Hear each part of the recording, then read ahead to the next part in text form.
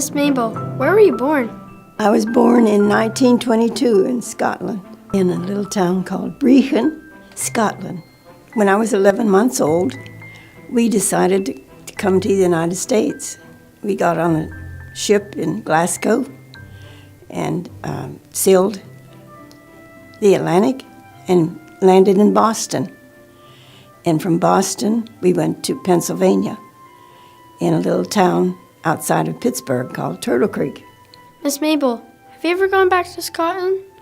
I took my family, there were 9 of us, and we all went over to Scotland to visit my family, some family that still lived there. And we had a great time with all my family. It was around Christmas time and New Year's, and they had a great big party on New Year's for us. What was your school like at my age? I went to a small school. It was in a small town. And we had 8 grades, 1 teacher in each grade.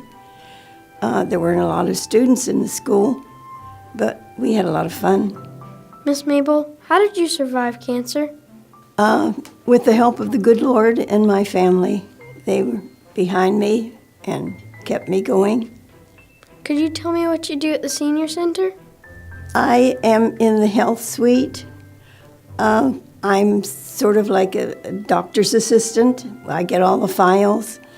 I keep the files in order. When the people come in to get their health taken care of, their blood pressure and their glucose testing. Tell me about the First Miami Presbyterian Church in Miami Springs. I became a deacon when the North Presbytery and the Southern Presbytery got together. They decided to have women deacons, and I was one of the first women deacons that they picked for our church, and that was a great honor for me. And then after a lot of other jobs that I had, I found that working at the church was a great opportunity. So I became a secretary at the church, and I worked there for 13 years. I lived in Miami in 1946, my late husband and I, and he went to the University of Miami, and I went to work at one of the small airlines, and they were all Navy pilots. The owner was a Blue Angel, and I was only there about a week when he yelled out at me from his office, "Get the head of the Navy Department on the phone." So I tried, and I got Admiral Nimitz on the phone. And when I told the boss that I had Admiral Nimitz on the phone for him, he said, "I don't need to talk to him, get somebody lower." And so I had to tell Admiral Nimitz that we couldn't talk to him.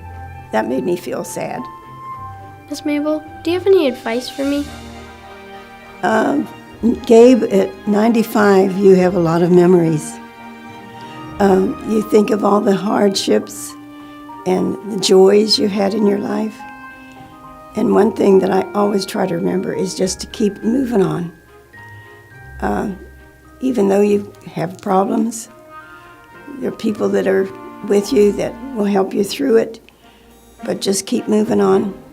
As long as you keep moving, you'll just keep going.